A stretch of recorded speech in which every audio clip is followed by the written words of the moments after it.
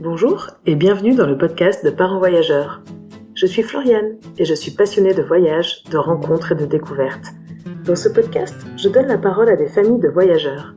Qu'elles soient expatriées, nomades, tour du mondistes ou simples touristes, nous explorons ensemble les différentes facettes du voyage en famille. Le podcast de Parents Voyageurs est disponible partout. Sur notre blog, bien sûr, parents-voyageurs.fr, sur votre plateforme d'écoute préférée et sur la web radio Allô la planète. Détendez-vous, embarquement immédiat pour un nouvel épisode.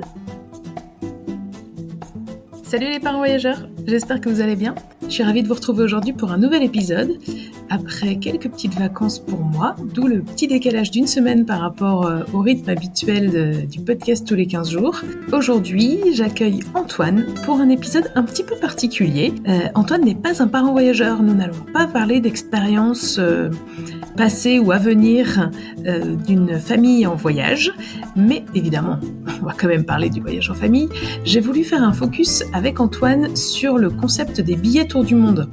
Parce qu'en fait, suite à mes capsules audio sur notre préparation de tour du monde, j'ai eu pas mal d'échanges avec d'autres voyageurs et il se trouve que ce concept de billet tour du monde soulève bien des questions, soit on fantasme dessus, soit surtout on ne veut pas en entendre parler pour garder notre sacro-sainte liberté qu'on va chercher pendant un voyage au long cours. Et donc, on va un peu démystifier tout ça.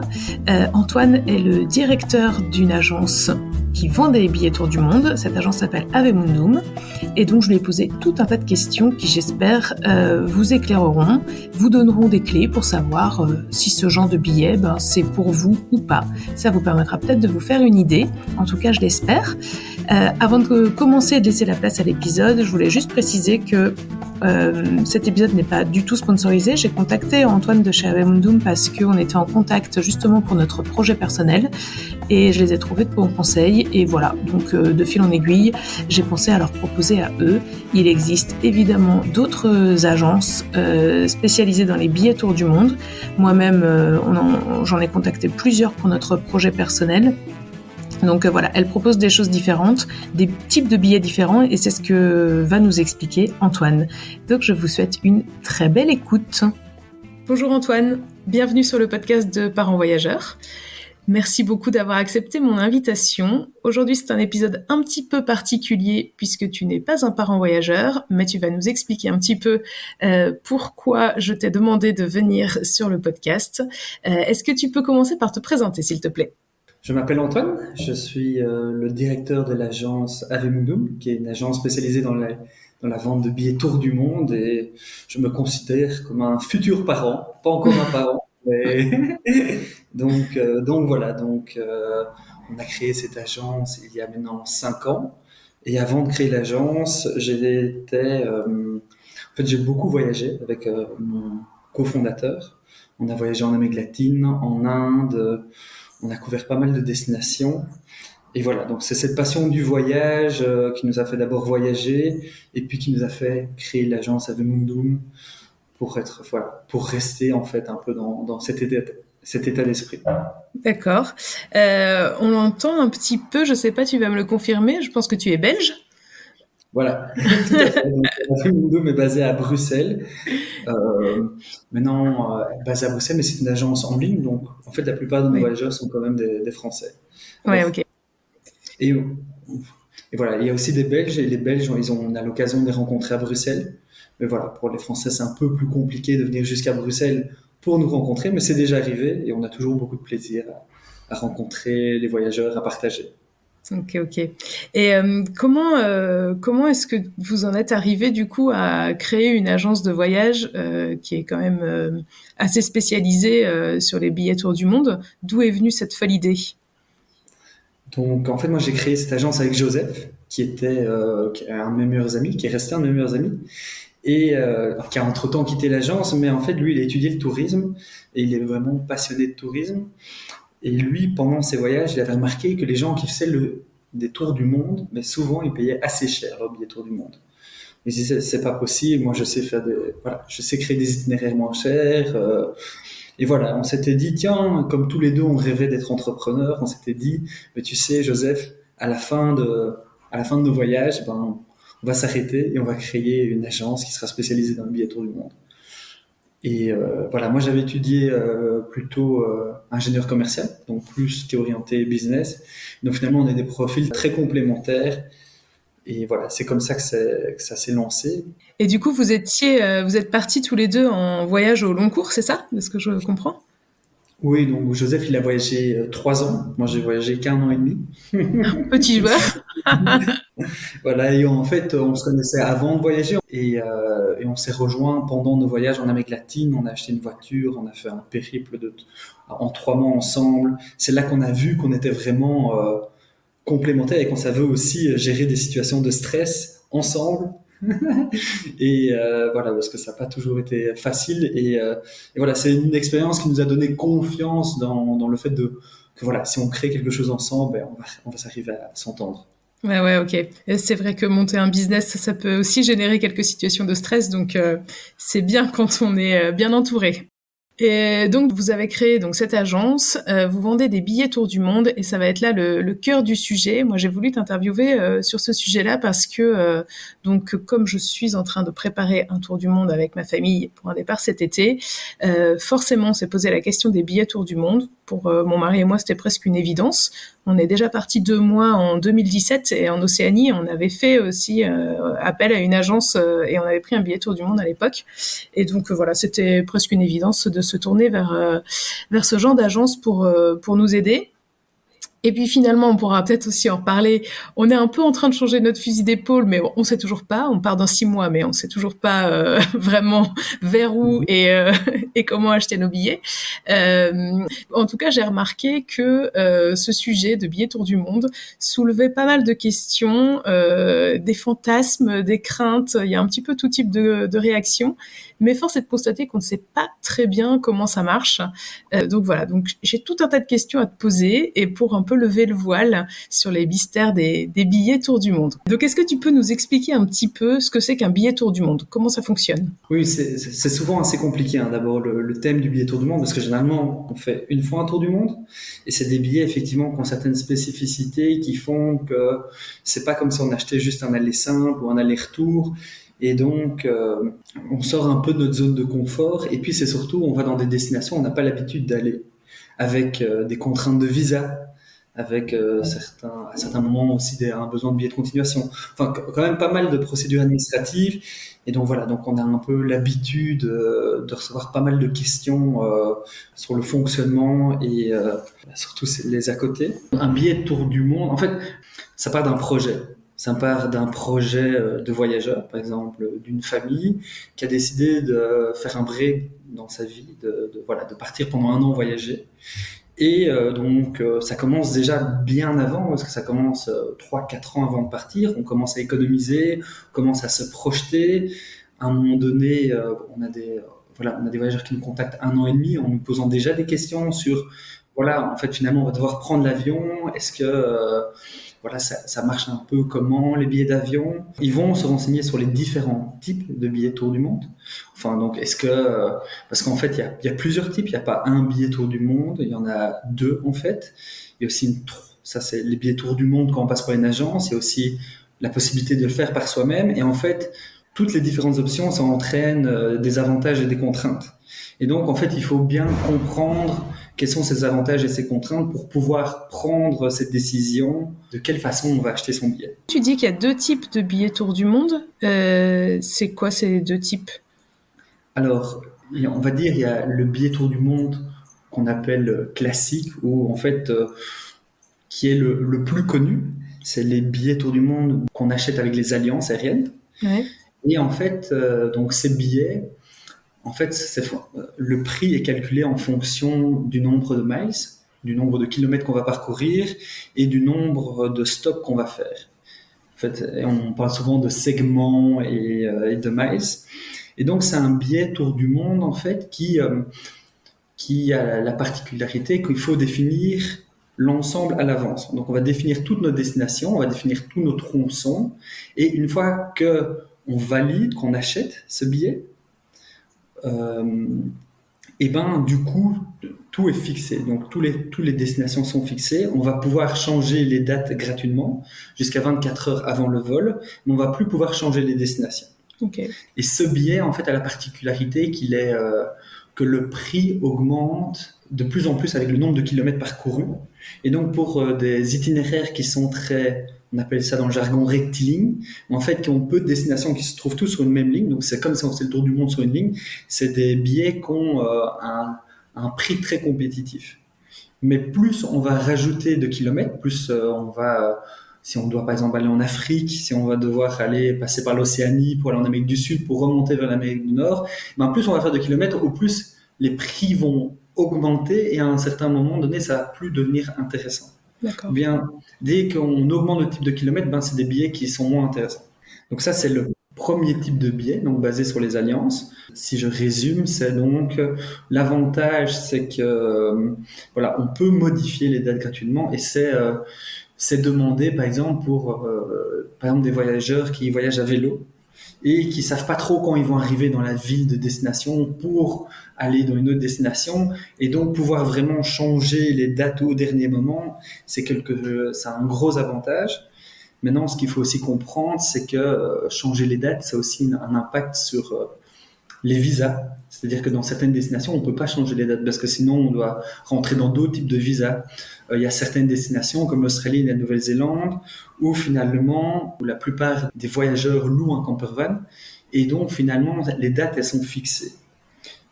Et par exemple, je prends un autre exemple, mais la Polynésie française, généralement, on va conseiller à nos voyageurs de réserver très très tôt les hébergements sur place pour avoir les meilleures offres. Et donc finalement, ce billet qui offre l'opportunité de changer les dates gratuitement, en pratique, ça va être un peu plus compliqué parce que voilà, on a quand même beaucoup d'autres contraintes en fait. Okay. Donc ça, c'est le premier type de billet. C'est le billet classique avec les alliances, les compagnies alliances. Ce qui est le plus connu en fait finalement. Nous, on est dans la deuxième catégorie. C'est une catégorie en fait qui est assez récente. C'est que nous, voilà, dans les agences francophones, c'est nous qui avons lancé cette nouvelle façon de prendre un billet tour du monde. Et donc en fait, nous, comment ça va se passer, c'est qu'on va fixer avec nos voyageurs un itinéraire, qu'on va pour cet itinéraire fixer un tarif fixe. Et puis, on va réserver les vols au fur et à mesure. Et donc, tant que le vol n'est pas réservé, en fait, le voyageur a l'opportunité de changer la date et la destination. Et une fois qu'il est émis, le billet, à ce moment-là, c'est selon les conditions des compagnies aériennes. Et donc, par exemple, quand un voyageur confirme avec nous, généralement, on va émettre ces 2 premiers billets et puis on va revenir avec lui entre 5 et 3 mois avant chaque date de vol en lui demandant, ben voilà, il est temps d'émettre ton prochain billet. Est-ce que, voilà, tu es toujours d'accord avec la destination et avec la date? Donc voilà, c'est une autre flexibilité puisqu'une fois que le billet est émis, on peut plus changer gratuitement la date, mais tant que le billet n'est pas émis, on peut vraiment tout modifier. Et alors nous, dans les modifications, qu'est-ce qu'on regarde? C'est un peu les tarifs différentiels. Les modifications sont gratuites, mais on va regarder si voilà, il n'y a pas de différence de tarif entre les nouvelles dates, ou bien voilà, ils veulent changer un vol avec une autre destination, une autre ville de départ. Donc voilà, tout ça c'est possible. Et en fait, nous on remarque que beaucoup de nos voyageurs, surtout en fin d'itinéraire, modifient très souvent leur itinéraire. Ouais. Parce qu'ils se sont laissés influencer par de nombreux voyageurs qu'ils ont rencontrés pendant leur tour du monde et que voilà, et que finalement on a décidé qu'on n'irait plus là. Des fois il y a même des situations politiques qui font que par exemple maintenant voyager en Équateur avec la situation qui est un peu compliquée, et ben on nous demande voilà, en fait on veut plus atterrir en Équateur, mais on aimerait bien atterrir directement au Pérou. Donc voilà, c'est des billets qui permettent cette flexibilité. Et donc voilà, ça c'est un peu notre manière de fonctionner. Ouais, ok. Mais c'est quand même une flexibilité jusqu'à 3-4 mois avant de prendre le vol, quoi. En fait, ce qu'on dit généralement à nos voyageurs, c'est que s'ils sont pas sûrs, alors nous on peut attendre avant de réserver le vol. Après, à un certain moment donné, on peut plus attendre pour garantir nos tarifs préférentiels. Mais il y a certains voyageurs qui disent, ben voilà, on a encore perdu, on est moins de 3 mois avant la date de vol, on est perdu, on ne sait pas où aller. À ce moment-là, on dit, ben ok, vous savez quoi, on ne va pas réserver votre vol, mais on va attendre que vous soyez sûr. Mais à ce moment-là, si voilà, il y avait des tarifs différentiels, ce serait à votre charge. Mais ce sera toujours moins cher que de réserver le vol et puis de devoir payer des frais pour modifier. Surtout qu'une fois qu'un vol est émis, on peut rarement modifier les destinations. On peut toujours modifier les dates, mais pas les destinations.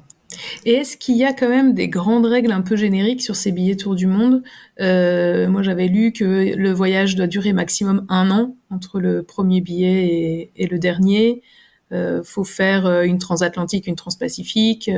Est-ce qu'il faut respecter à la lettre le fait d'avancer autour du monde, ou est-ce que des fois on peut un peu revenir en arrière? Comment ça se passe ça? Alors, toutes ces règles, c'est valide pour les billets qui sont conçus avec les alliances aériennes. Ah oui, ok. Basés sur des miles et des segments. Et effectivement, il y a certaines règles. Donc, il faut respecter, toujours aller dans une direction. C'est maximum 1 an.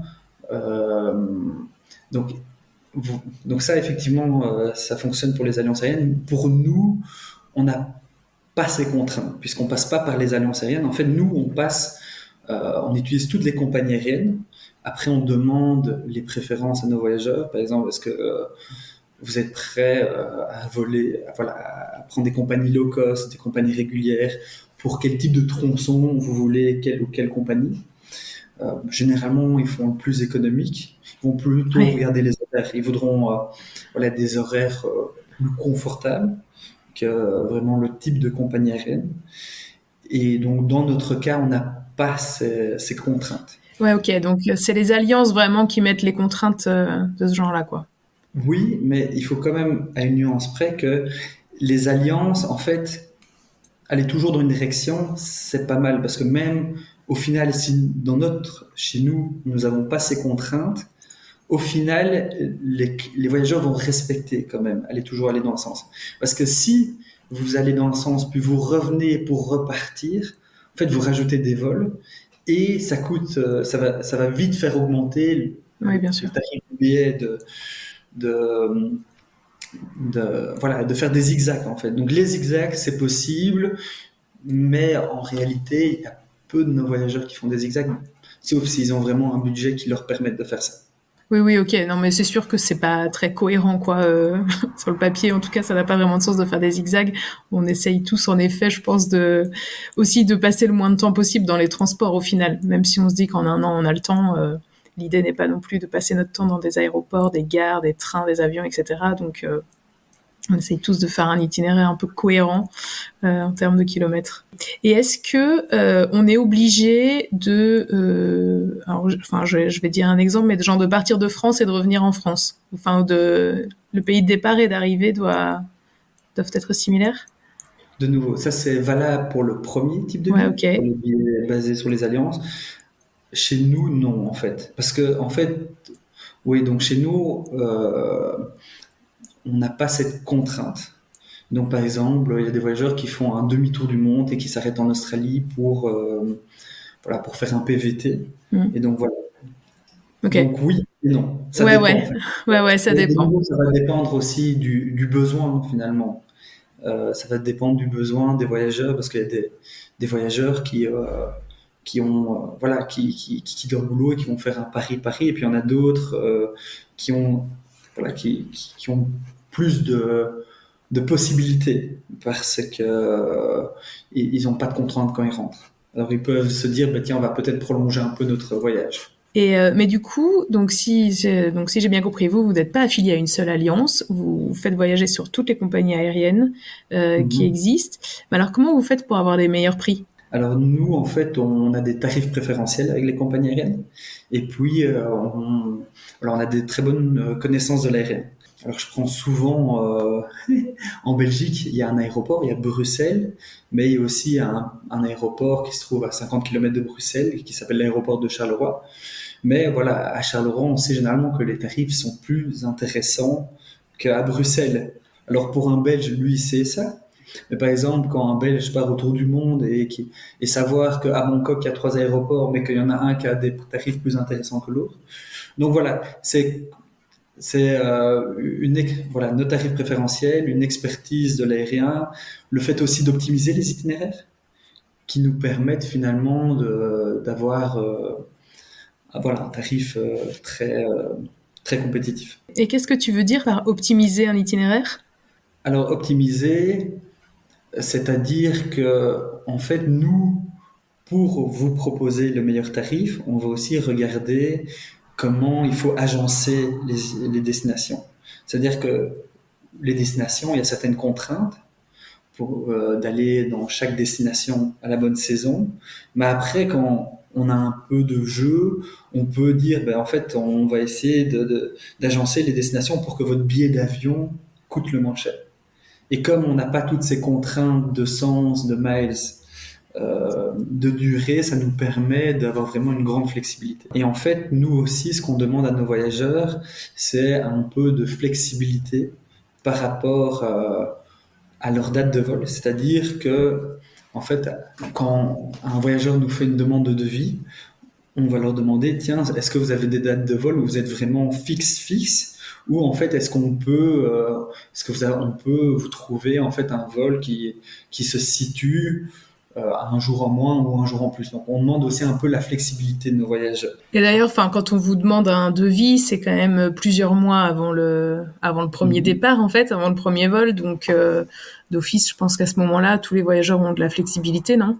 Alors, il y a peut-être parfois, on peut intégrer un événement particulier au sein d'un voyage et il faut pas louper la date, mais j'imagine que c'est pas le plus fréquent. Non, généralement, ils ont beaucoup de flexibilité. En fait, on est très flexible avec les voyageurs et généralement, les voyageurs sont assez flexibles avec nous. Ceux qui sont pas flexibles, c'est une minorité de voyageurs et donc du coup, voilà, s'ils nous demandent de cadenasser une date, par exemple, un exemple typique, mais ça c'est avec beaucoup de voyageurs, c'est les voyageurs, ils veulent arriver en Australie, sortir de l'aéroport et aller chercher leur van pour pas devoir payer une nuit d'hôtel. Et donc là, les horaires sont importants, la date est importante. Et on dit toujours à nos voyageurs, ok, mais attendez que le billet d'avion soit réservé avant de réserver votre location de camper van. Nous, on essaie vraiment de sensibiliser nos voyageurs parce qu'ils font le contraire, qu'ils font d'abord la réservation de van et puis qu'ils reviennent vers nous. Et alors, voilà, il y a quelques discussions. Il y a certains moments, par exemple, si vous arrivez, ils ont réservé un voyage dans un pays avec des dates. Voilà, mais à ce moment-là, mais généralement, ils vont le réserver assez à l'avance, ce qui va nous permettre aussi de réserver les billets aussi à l'avance et voilà, d'avoir les bons horaires parce que c'est pas des vols qu'on réserve en dernière minute où il y a plus beaucoup de disponibilité et qu'on doit un peu regarder. Ouais, parce que pour le coup, quand je vois le prix des vannes en Nouvelle-Zélande et en Australie, il faut quand même s'y prendre plusieurs mois à l'avance. Donc, d'office, il faut que ça matche. Enfin, on peut pas être 3 mois à l'avance à se dire, bah ok, je vais attendre l'émission du billet d'avion pour réserver mon van, quoi. Donc, on est obligé de caler tout ça de concert quand même. Oui, en fait, généralement, on le fait le plus tôt possible. Ouais. À la demande, mais c'est toujours une sorte de balance parce que les voyageurs, ils veulent en même temps avoir. En fait, ce qu'on remarque nous, c'est que sur certains vols, ils veulent qu'on les réserve très tôt, très à l'avance pour avoir de la flexibilité, et pour d'autres, ils nous demandent ça, s'il vous plaît, réservez le plus tard possible parce que voilà, c'est un petit vol interne en Asie du Sud-Est et on ne saura pas trop quand on va le prendre. Ouais. Ce qui se passe, c'est que voilà, donc on va attendre le plus longtemps possible pour réserver le vol. Ok. Et comment vous faites pour établir un devis global, genre 6 mois avant le premier vol, alors que tous les vols sont pas encore sortis? Alors, ça, c'est une bonne question. En fait, on a un outil qui nous permet de planifier, en fait, de planifier les coûts des vols, même à long terme. Et puis, c'est aussi un peu c'est l'expérience, en fait. L'expérience est un outil qui nous aide à planifier. Ouais. Est-ce que vous, du coup, d'un point de vue entreprise, vous prenez un risque parfois? Un risque financier aussi, parce qu'en fait, vous annoncez un prix, les voyageurs vous payent l'intégralité en fait du billet tour du monde avec tous les vols sur lesquels vous êtes mis d'accord avant le départ. Enfin, pour sceller un peu la transaction. Et vous émettez les billets au fur et à mesure. Parce que de toute façon, les compagnies aériennes sortent pas leur vol. Je ne sais pas s'il y a une règle, mais en gros, plus d'un an à l'avance, on n'a pas les. C'est impossible. Il y a pas déjà les vols. Donc, est-ce que vous, en fait, à certains moments, vous prenez un risque en disant, sur base de l'historique, sur base de notre connaissance du marché, etc., on pense qu'on peut offrir ce genre de prix à nos voyageurs, et qu'en fait, soit des fois vous êtes vachement gagnant, et soit des fois vous êtes perdant. C'est vraiment une question d'expérience, en fait. Effectivement, certains vols, on achète en package. En fait, on construit nos billets de différentes façons. Donc, c'est pas aussi simple que ça. Mais en fait, pour résumer, avec notre expertise, finalement, après, ça fait maintenant 6-7 ans que l'agence existe, et finalement, voilà, on est rarement surpris. Maintenant, ce qui est important aussi de savoir, c'est que chaque fois que les voyageurs passent avec une agence de voyage, en fait, eux-mêmes sont protégés contre la faillite de l'agence de voyage. En fait, c'est une obligation en France et en Belgique que l'agence de voyage soit assurée contre son insolvabilité. Et donc, en fait, vous, quand vous passez par une agence de voyage, il n'y a jamais aucun risque que vous perdiez ou que celle-ci tomberait en faillite. Donc ça, c'est quand même très rassurant pour les voyageurs. Ouais. Et il y avait une question que je me posais, parce que tu l'as un petit peu évoqué, donc des fois vous achetez des billets par paquet, ce qui fait que vous avez, j'imagine, des prix plus avantageux forcément. Est-ce que vous pouvez faire vraiment tout le temps du sur-mesure avec, je sais pas, des vols que vous n'avez jamais vendus, mais et que ça reste intéressant pour le voyageur, ou alors des fois, parce que je crois que c'est Mathias, du coup, ton collègue, qui m'avait dit ça, mais comme j'ai contacté pas mal d'agences, peut-être que je me trompe, mais que par exemple, nous, on voudrait aller sur l'île de Pâques pendant notre voyage en Amérique du Sud. Et il m'avait dit, en fait, nous, on n'est pas positionné particulièrement sur ces billets-là, donc autant que vous le preniez par vous-même, on l'intègre pas dans le package billet tour du monde. C'est dû à quoi, du coup, ce genre de conseils?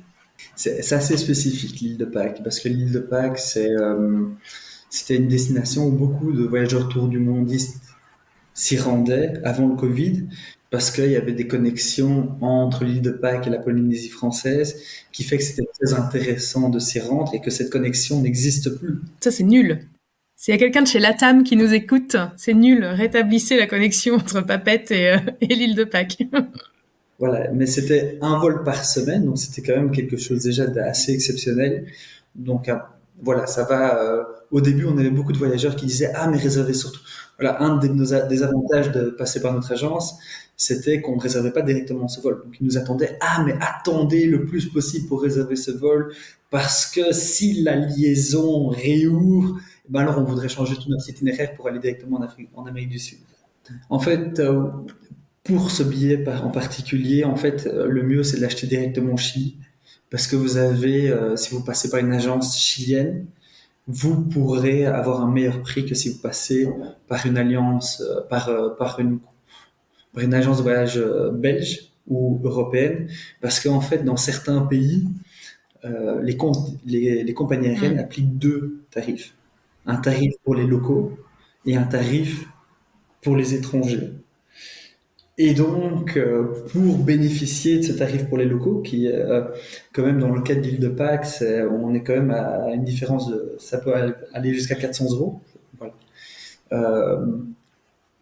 Mais donc voilà. Donc nous, effectivement, si sur cette liaison, finalement, c'est pas très intéressant de passer par chez nous, on va généralement recommander nos voyageurs, soit, alors que ce soit pour cette liaison ou pour une autre liaison, si nous, finalement, on n'a pas de valeur ajoutée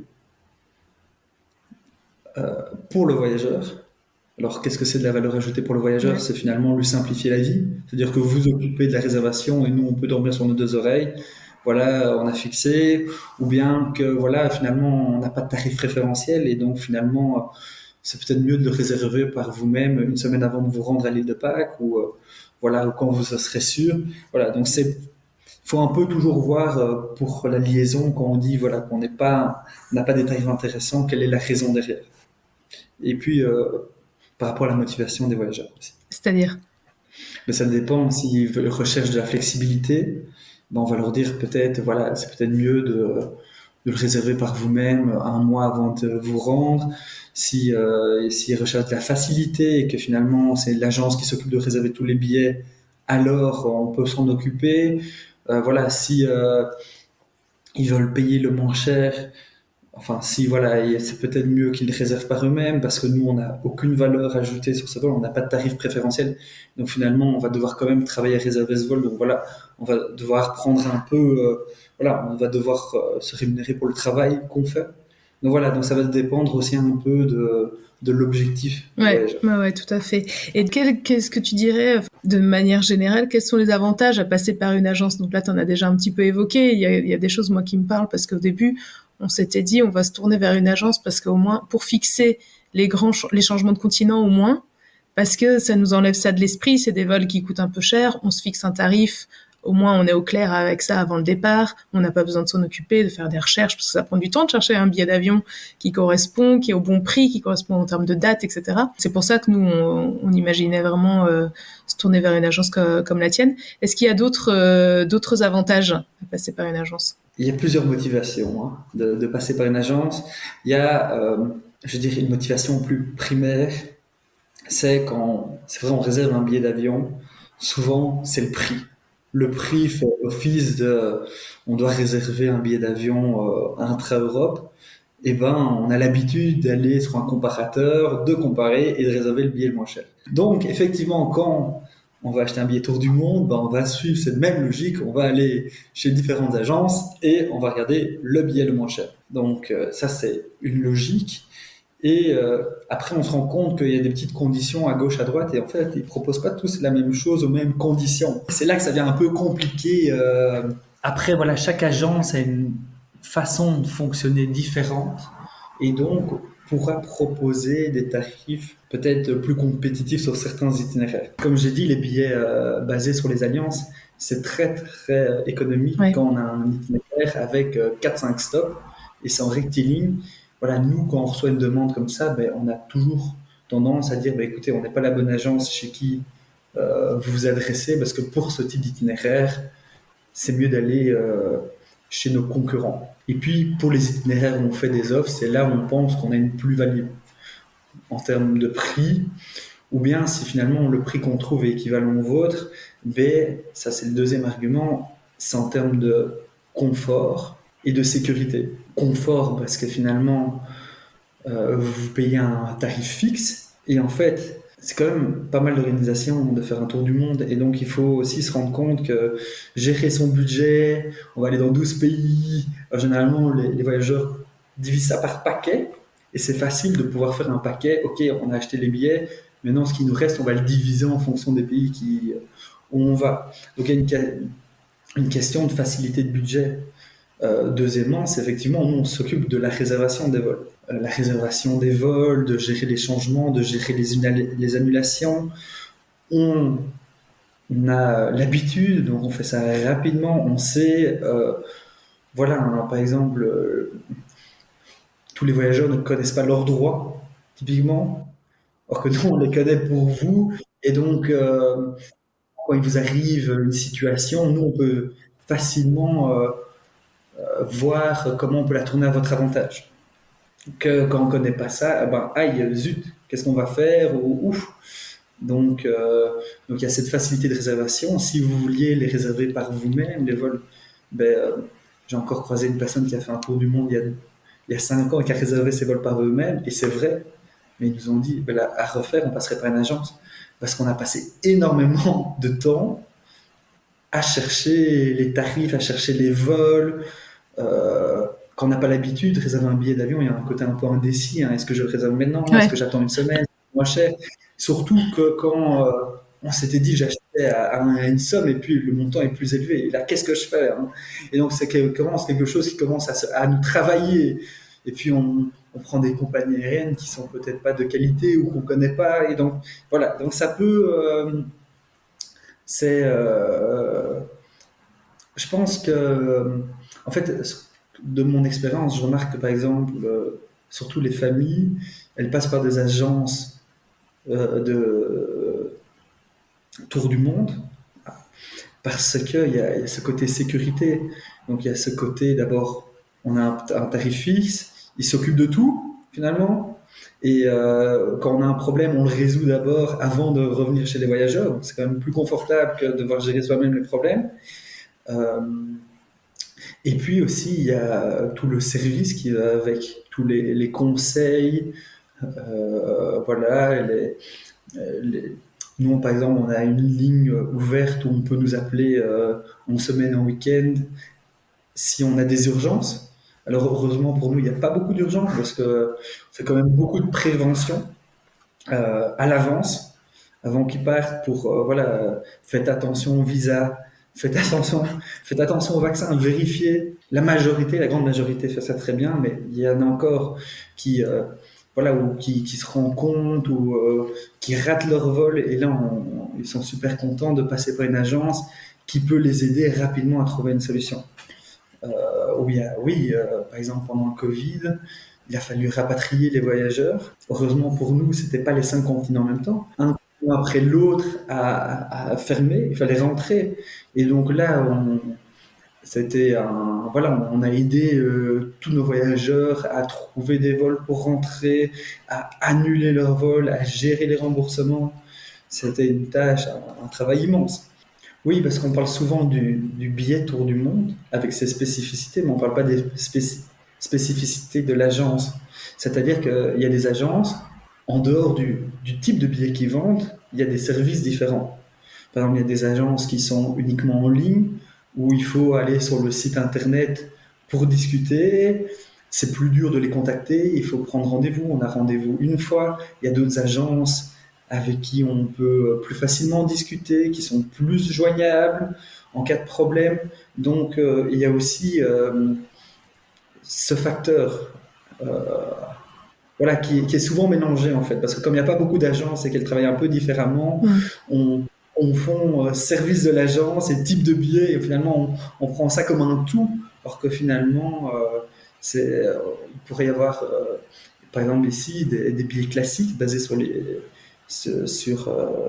alliances, mais finalement vous pouvez l'acheter directement sur le site de l'alliance, vous pouvez passer par deux, trois agences, mais les deux, trois agences ont aussi des manières de fonctionner internes différentes qui proposent des services, du conseil, du suivi qui est aussi différent. Ouais, ouais, mais t'as raison de dire qu'en fait, on met tout dans le même sac.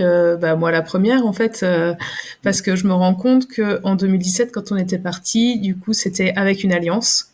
Mhm. C'était Air New Zealand, British Airways. Et donc, à la base, je m'étais dit pareil, mais je me disais, mais comment on fait un tour du monde avec une seule alliance? Enfin, nous, c'était un endroit du monde très spécifique qu'on avait visité, donc ça marchait. Et donc, je me posais cette question, mais c'est vrai qu'en gros, on appelle ça une agence billet tour du monde, et puis point barre, on met tout le monde dans le même panier. Et en effet, j'avais pas trop conscience non plus des différences de service, après comment on les contacte, etc. C'est intéressant. Et qu'est-ce que tu pourrais répondre à des gens, parce qu'on en entend beaucoup, beaucoup, beaucoup aussi, qui disent, le problème, l'énorme problème d'un billet tour du monde, c'est que tout est cadenassé à l'avance, que tu peux pas te laisser justement influencer, comme tu disais au début, par d'autres voyageurs, par tes rencontres, par finalement changer d'avis sur ton itinéraire.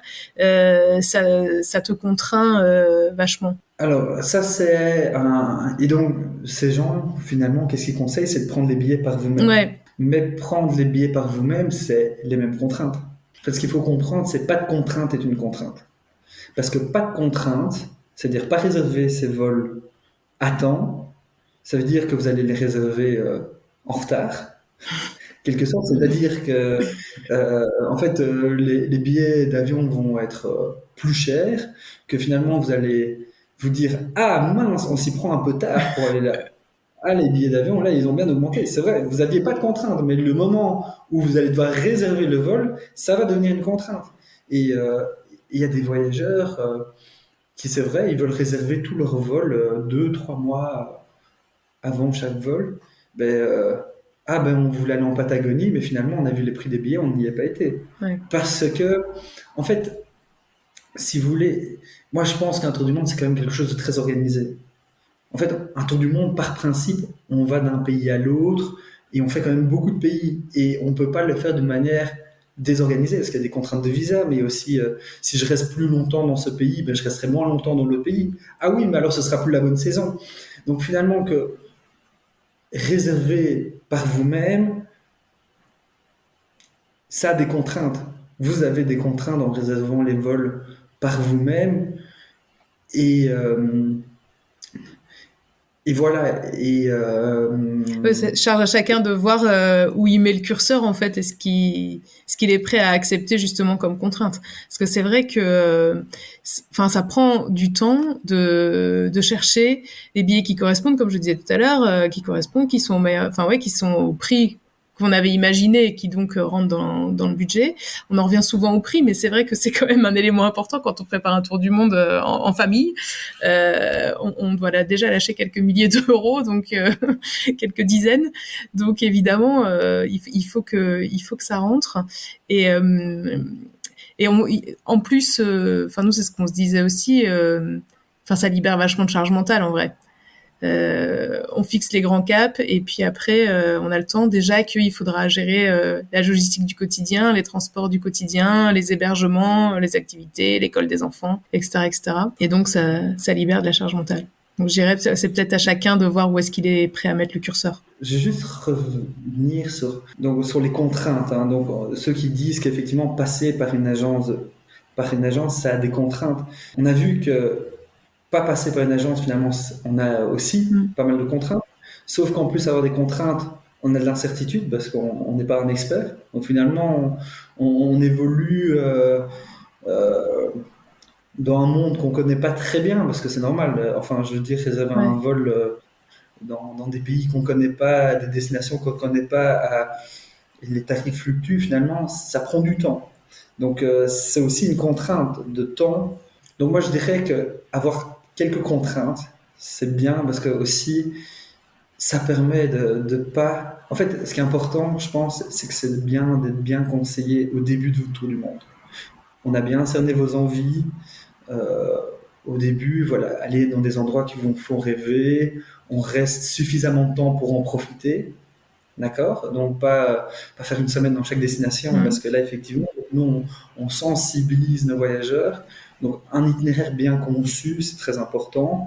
Au début, ce qu'on remarque, c'est que les gens vont suivre leur itinéraire, parce que c'est le début, hein, ils n'ont pas encore rencontré trop de monde, ils n'ont pas encore beaucoup d'expérience. En fait, ce qu'on voit aussi, c'est que plus on voyage, plus le rythme de voyage diminue. Et donc finalement, là où les 6 premiers mois, on peut s'autoriser à faire un pays par mois, par exemple, eh ben, on sera sur un mois et demi par pays par après, parce que en fait, on a vu tellement de choses que finalement, on a besoin d'aller plus doucement. En fait, on apprécie différentes choses. Et donc, à un moment donné, nous, ce qu'on remarque, c'est que voilà, beaucoup de voyageurs modifient la fin de leur itinéraire. Mais généralement, le début est assez, et la moitié, et surtout la moitié finalement, ça tombe sur l'Océanie et la Polynésie française. Et là, il faut tout réserver à l'avance. Ouais. Et les voyageurs, ils adorent quand c'est réservé à l'avance. Pourquoi? Parce que pendant un moment donné, pendant leur tour du monde, ils vont plus devoir réfléchir où je dors ce soir, où je vais. Tout est planifié à l'avance et généralement ils l'ont fait quand ils étaient encore à la maison. Donc ils peuvent arriver à cette étape du voyage où ils font oh mon Dieu, je ne dois plus rien penser, je peux juste profiter. Et puis on balance sur l'Amérique latine. Enfin, je parle, ça va valable dans les deux sens, Ouais, hein, ouais. mais on balance et là effectivement on reprend ce rythme. Et donc voilà, ça c'est un peu mon expérience, mon ressenti par rapport au voyage, à la façon d'effectuer un tour du monde. Ouais, ouais, ok. J'ai une autre question qui n'a pas, qui n'est pas exactement, enfin directement liée à tout ce qu'on a déjà évoqué, mais faire un tour du monde, de surcroît en faisant des changements de pays ou de continent en avion, ça a une empreinte carbone complètement délirante. Qu'est-ce que vous proposez pour qu'on puisse s'alléger un petit peu la conscience? Parce que bon, On parle de compensation, on compense pas vraiment, le mieux étant évidemment de ne pas émettre toutes ces saletés. Donc, qu'est-ce qu'on peut faire pour dormir un petit peu mieux? Ouais. Alors, si vous voulez vraiment très bien dormir, c'est pas prendre l'avion, pas Ouais, faire de tour du monde. Alors, je vais peut-être dire une aberration, mais un tour du monde, c'est un voyage plus écologique que les autres voyages en avion. Parce que, d'abord, au lieu de faire des allers-retours depuis l'Europe, finalement, on va toujours faire des sauts de puce en ne revenant pas sur nos pas. ouais, En fait, finalement, oui, on va visiter des destinations qui sont sur le chemin. En fait, finalement, prendre un vol Paris-Tokyo, c'est équivaut à faire le tour du monde en avion. ouais, Parce que vous allez de l'autre côté. Donc ici, sauf qu'un billet tour du monde, vous partez longtemps, partez pendant un an. Sur le chemin, vous allez vous arrêter un peu partout et découvrir les destinations. Donc c'est quand même une façon de voyager plus écologique, dans le sens où c'est vrai, vous prenez quand même l'avion, mais vous allez passer plus de temps à voyager. On remarque aussi que les voyageurs, ils ont un peu tous des opinions différentes, ou en tout cas des besoins différents, et qu'effectivement, quand on a des voyageurs qui ont cette volonté écologique de réduire, on va essayer de privilégier les vols directs et les passages par voie terrestre. Après, faire un tour du monde en un an, on est obligé de prendre l'avion. C'est aussi une des contraintes ouais. parce que on ne pourrait pas faire tout par voie terrestre pendant un an. Ce serait trop, il y aurait trop de transport, c'est pas possible. On fait pas un tour du monde. On ferait un continent peut-être. Ouais, ouais. Bon, quoi Mais qu'il arrive, on fait pas non plus vraiment un tour du monde dans le sens où on fait quoi, 12-13 pays dans l'année. On est assez loin du compte quand même. Donc, moi j'aime mieux parler de voyage au long cours parce qu'on peut partir un an et traverser les Amériques.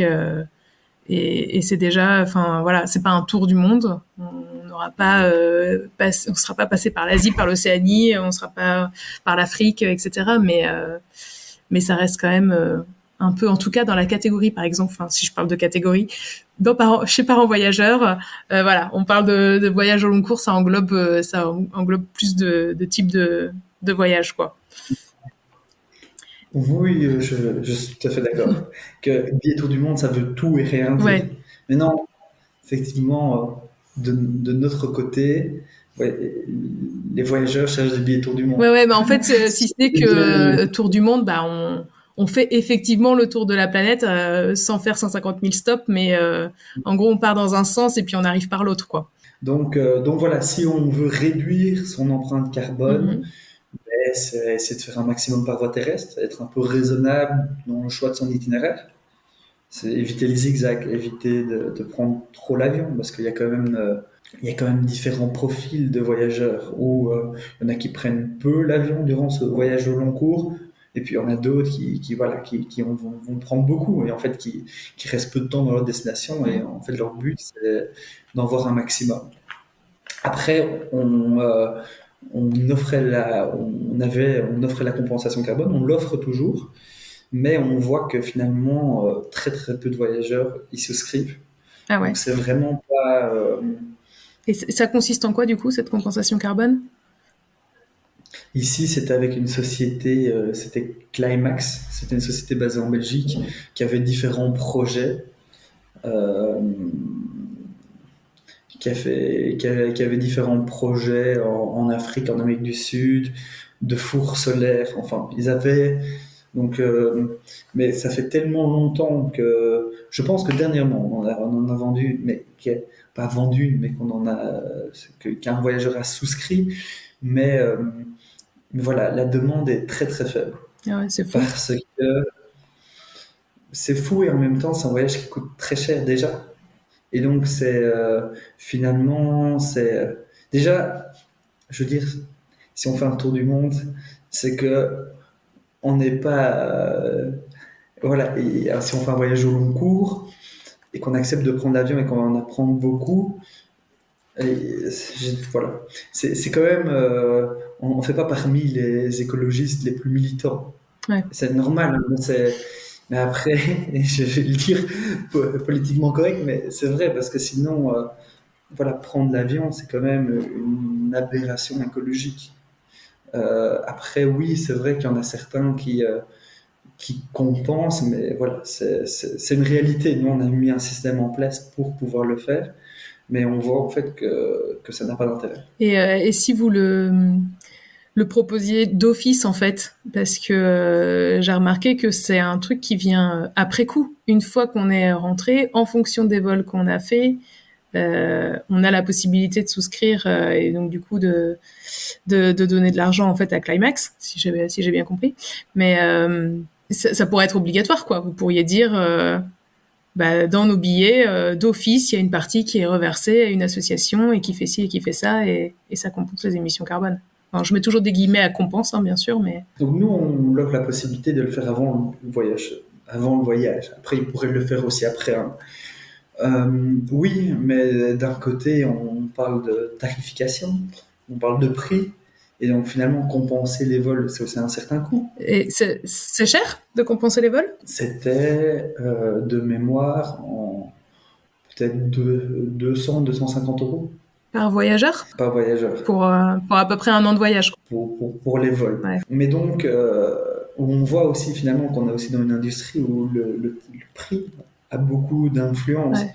Et donc, si nous, on l'impose, mais que les autres ne l'imposent pas, et en plus, qu'on voit que quand on le propose, finalement, il y a peu d'intérêt. C'est toujours la question, et ça, c'est une question, c'est qui doit compenser les vols? Parce qu'on parle souvent, oui, c'est les compagnies aériennes qui doivent compenser leur empreinte carbone. Est-ce qu'elles doivent... Est-ce que c'est les passagers qui doivent compenser? C'est l'agence qui doit compenser les vols ou bien c'est la compagnie aérienne? C'est jamais très clair. Donc, quand on dit les compagnies aériennes, est-ce qu'elles vont compenser votre empreinte carbone ou bien leur empreinte carbone? Ouais.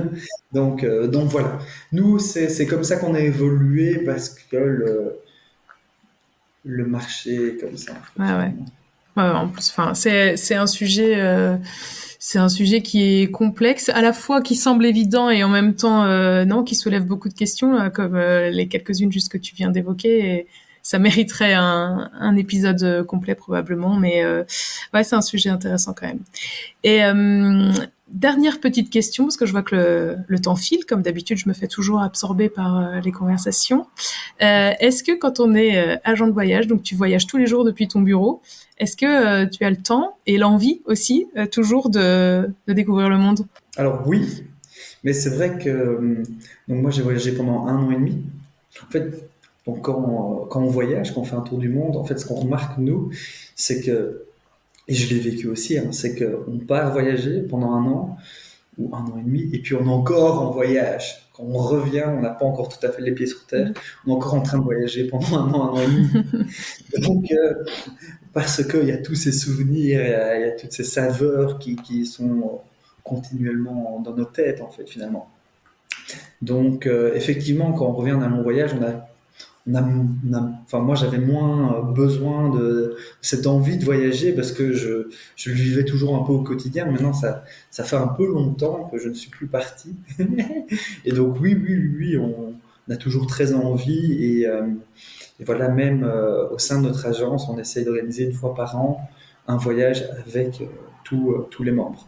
Ah ouais, ok, génial. Et donc là, on est parti en Afrique du Sud et voilà, donc c'est chouette parce que là, on est une agence assez jeune, il y a une bonne cohésion et on adore tous voyager finalement. Ouais, j'imagine, c'est un peu un prérequis, non, quand vous recrutez? Oui, qu'ils ont une certaine expérience de voyage et qu'ils puissent partager leur expérience et qu'ils puissent aussi surtout comprendre les voyageurs et qu'est-ce qu'ils vont vivre pour au mieux les conseiller. Ouais. Et je voudrais juste terminer là-dessus. C'est vrai que moi, j'avais un peu la prétention de croire qu'on savait organiser des voyages parce que ça fait longtemps qu'on voyage, même qu'on voyage avec nos enfants. Et finalement, juste...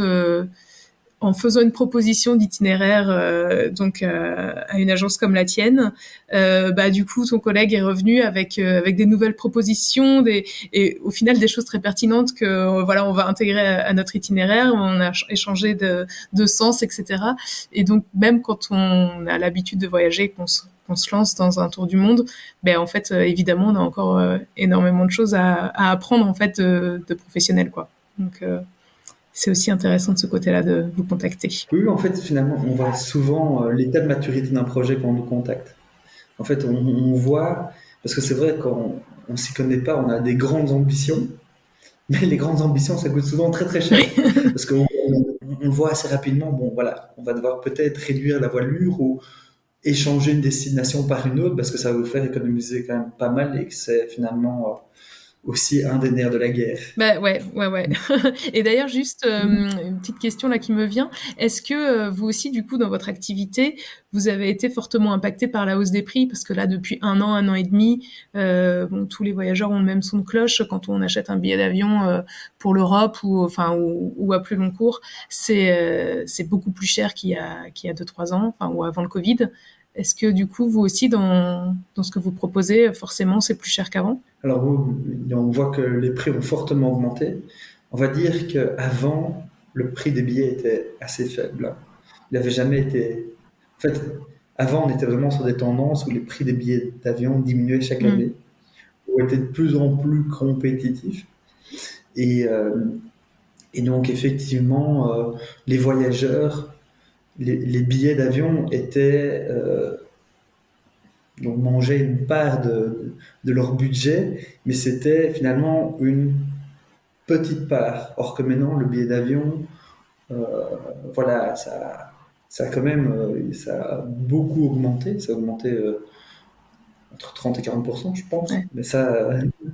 Mais et donc, on voit en fait finalement que oui, le billet d'avion, on a changé de perspective. Où c'était quelque chose de moins cher à quelque chose, et donc peut-être que les voyageurs partent peut-être un peu moins longtemps, ou font des pays un peu plus bon marché pour compenser. Bah écoute, merci Antoine. Je pense qu'on a déjà balayé un très grand nombre de sujets. Je sais pas si on a tout dit. J'espère qu'en tout cas ça a éclairé les auditeurs sur un peu le fonctionnement et les mystères des billets tour du monde. Je te remercie infiniment pour tes conseils et ton partage. Avec plaisir, Florian. À bientôt. Merci beaucoup. Au revoir. Et voilà, c'est fini pour cet épisode. Un grand merci à Antoine pour son temps, sa disponibilité et toutes ses réponses. Je pense qu'on aurait pu encore rester et discuter un petit moment, mais il fallait être raisonnable dans le timing et la durée de cet épisode. C'est toujours hyper intéressant, je trouve, de discuter avec un professionnel du voyage, du tourisme. Il aurait pu nous raconter aussi plein d'expériences qu'il a vécues en voyage. Enfin bref, c'était passionnant. J'espère que ça vous a donné quelques clés, que vous avez un petit peu mieux compris ce que c'était qu'un billet tour du monde, les différents types, les différentes prestations qu'on peut avoir auprès d'une agence spécialisée dans ce type de billets, et peut-être vous faire une idée si c'est fait pour vous ou pas. En tout cas, si vous avez aimé cet épisode, n'hésitez pas à nous le dire, à mettre des étoiles sur votre plateforme d'écoute, Apple Podcast ou Spotify. C'est vraiment important pour nous et je sais qu'on vous le rabâche à chaque fois, mais s'il vous plaît, prenez les 10 petites secondes de votre temps pour le faire. Vous pouvez le faire sur le podcast en général ou sur l'épisode, sur chaque épisode. Vous pouvez nous dire que vous avez aimé et nous laisser des petits commentaires. Venir discuter avec nous sur les réseaux sociaux, ça nous fait hyper plaisir, ça nous fait progresser, ça nous fait avancer et ça nous donne aussi de nouvelles idées de sujets à traiter. Donc c'est toujours super chouette d'échanger avec vous tous. Je vous dis à très bientôt. Dans 2 semaines, ce sera aussi un épisode un petit peu particulier, mais je vous laisse la surprise. Allez, d'ici là, je vous souhaite que tout aille bien pour vous et je vous dis à très bientôt. Ciao!